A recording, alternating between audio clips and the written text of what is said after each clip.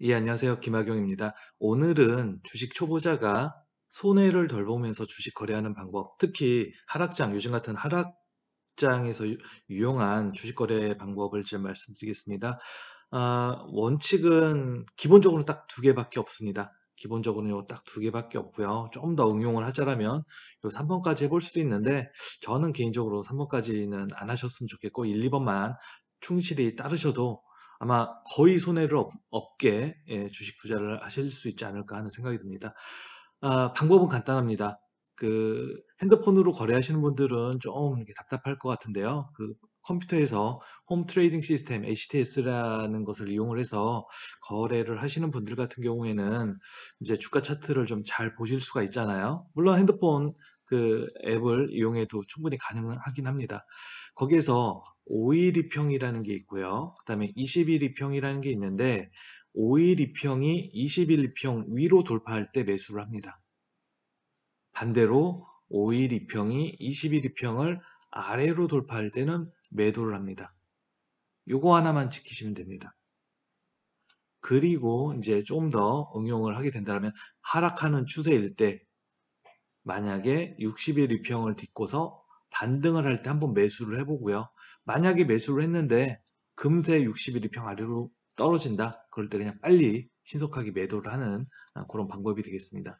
간단하게 오른쪽에 제가 주식 차트의 일부를 가져왔는데 저는 홈 트레이딩 시스템에 그 5일 이평이 20일 이평을 돌파할 때 이런 식으로 그 신호를 발생시켜 놨고요. 5일 이평이 20일 이평을 하락 돌파, 하향 돌파할 때 이렇게 그 또 하락세 신호를 발생시켜 놨습니다. 그래서 저는 이것만 가지고 사실은 예전에 거래를 했었습니다. 왜 제가 이 기법을 말씀드리냐면요. 뭐 지금 주식 공부하시는 분들 굉장히 많은데요. 주식을 왜 공부를 합니까? 이건 공부를 해도요. 그 기관이라든지 흔히 세력이라는 사람들을 개인들이 이길 수가 없습니다. 개인들은 후행해서 얼마나 잘 시장에 대응을 하느냐, 저는 그게 더 중요하다고 생각을 하고요. 그런 관점에서 이런 그 차트에서 나타나는 어떤 움직임을 빨리 감지를 해서 대응을 하는 게 더 바람직하다라고 생각을 하는 겁니다.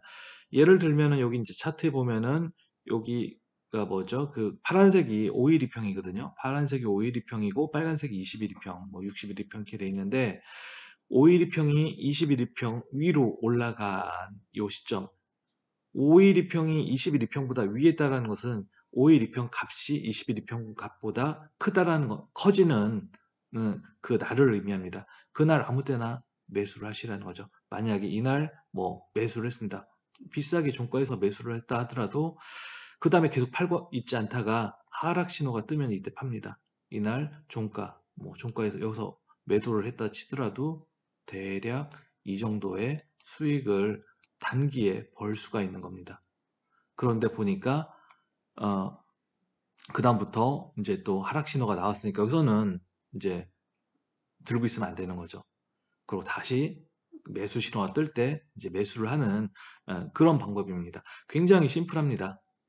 요걸 가지고 실제 개별 종목에 한번 적용을 해보겠습니다. 가장 대표적인 거 삼성전자. 지금 이게 좀 잘 안 보여서 제가 이렇게 이거 저기 신호가 떴을 때 상승 신호 떴을 때, 하락 신호 떴을 때, 여기 또 상승 하락 신호 떴을 때 좀 옆에 크게 화살표를 그려봤습니다. 5일 이평 파란색 선이 그 빨간색 선 위로 올라가는 그날 매수를 합니다.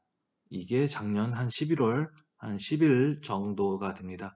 뭐 금액이 한 6만 원 근처라고 가정을 하고요. 이때 사가지고 계속 안 팝니다. 사실 올라가면 불안하거든요. 6만 원에 샀는데 지금 7만 5천 넘었었고요. 여기 막 거의 9만 원까지 갔습니다. 여기 9만 얼마까지. 6만 원에 샀는데 9만 원까지 가면은 50%가 오른 거거든요. 겁나서 이때 팔으시면 잘하신 거고요.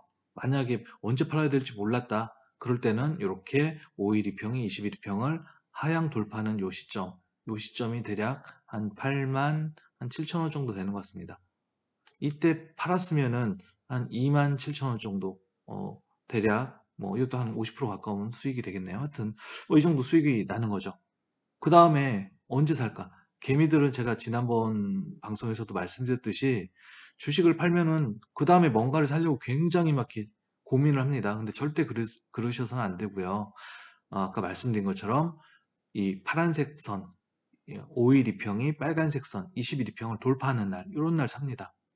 샀는데 보니까 이틀 후에 매도 신호가 떴습니다. 이런 날 파는 거죠. 지금 이게 금요일이거든요.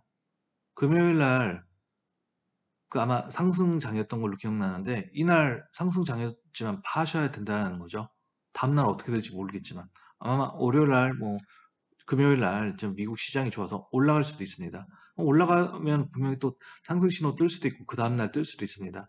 그거 보고 대응을 하시면 된다는 겁니다.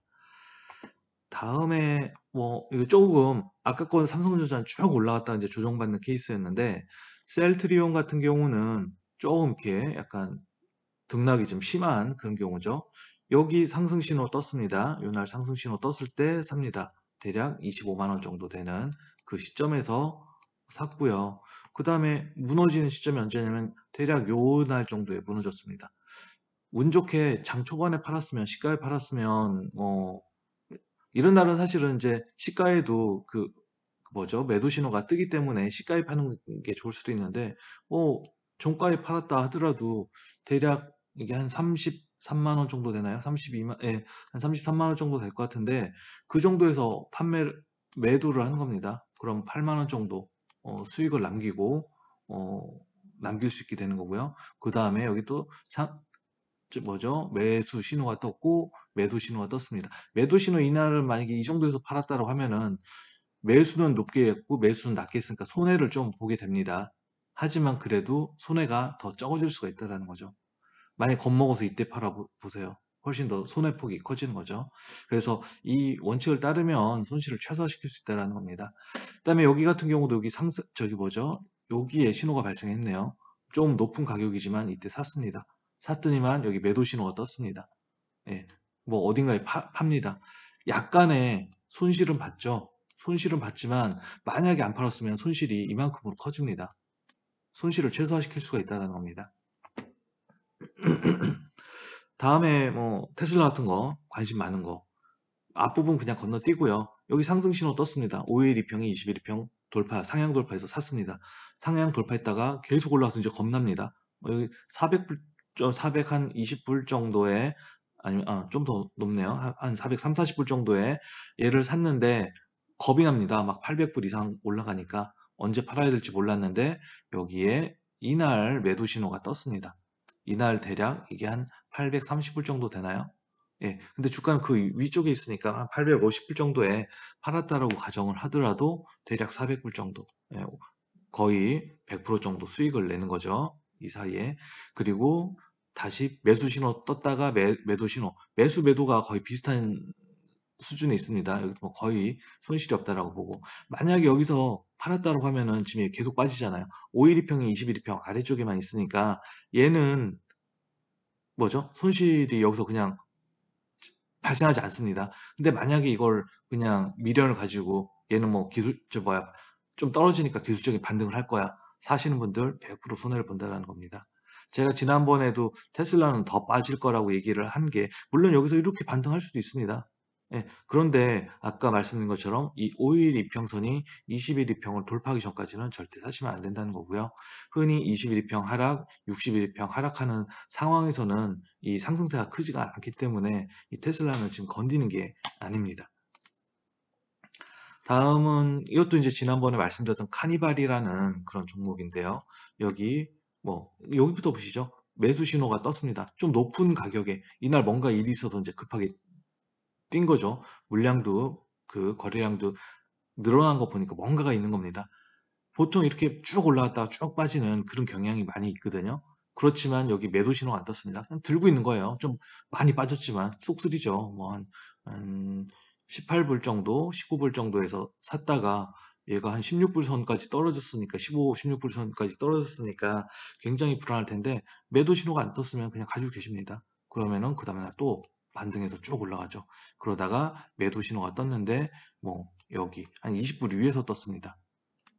별로 못 벌었어요. 여기서 이렇게 느낌상 많이 올라갔다 떨어진 것 같지만 요 매수 시점, 매도 시점 그거는 크지가 않습니다. 어쨌든 수익이 났다라는 겁니다. 수익폭을 이렇게 이상적으로 잘했으면은 굉장히 많이 볼 수 있었지만 어쨌든 간에 손실을 안 봤다.